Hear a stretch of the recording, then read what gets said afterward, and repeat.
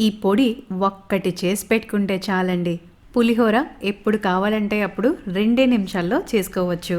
రుచి కూడా మనం పులిహోర పులుసు చేస్తే ఎలా ఉంటుందో అలానే ఉంటుంది. ఇది చేసుకోవటానికి శనగపప్పు, మినపప్పు లో ఫ్లేమ్‌లో దోరగా వేయించి పక్కన పెట్టుకోవాలి. తర్వాత మిరియాలు, మెంతులు, కొద్దిగా ధనియాలు వేసి ఇవి వేగాక జీలకర్ర, నువ్వులు వేసి వీటిని కూడా చక్కగా వేయించుకొని పక్కన పెట్టుకోవాలి. ఇప్పుడు కొద్దిగా నూనె వేసి కరివేపాకు వేయించి తర్వాత ఎండుమిరపకాయల్ని వేయించుకోవాలి. చింతపండు పిక్కని తీసేసి దీన్ని కూడా వేయించి పక్కన పెట్టుకోండి. ఇవన్నీ పూర్తిగా చల్లారిన తర్వాత బెల్లం, కల్లుప్పు, ఇంగువ, కొద్దిగా పసుపు వేసి ఫస్ట్ ఒకసారి గ్రైండ్ చేసి తర్వాత చింతపండుని కూడా వేసి మెత్తగా గ్రైండ్ చేసుకోవాలి. దీన్ని ఎయిటెడ్ కంటైనర్ బాక్స్ లో స్టోర్ చేసుకోండి. ఇప్పుడు ఈ పొడిని వాడి పులిహోర చేసుకోవటానికి నూనె వేడయ్యాక పోపు దినుసులు వేసి ఇవి వేగాక పల్లీలని కూడా వేయించుకోవాలి. ఎండుమిర్చి, పచ్చిమిరపకాయ, కరివేపాకు, కొద్దిగా ఉప్పు కూడా ఇప్పుడే వేసేసుకోండి. నేను మిస్ అయ్యాను, అందుకే లాస్ట్ లో వేసుకున్నాను. ఇవి వేగిన తర్వాత పులిహోర పొడిని వేసి ఒకసారి మిక్స్ చేసి స్టవ్ ఆపేయండి. అన్నంని వేసి చక్కగా కలుపుకోవాలి.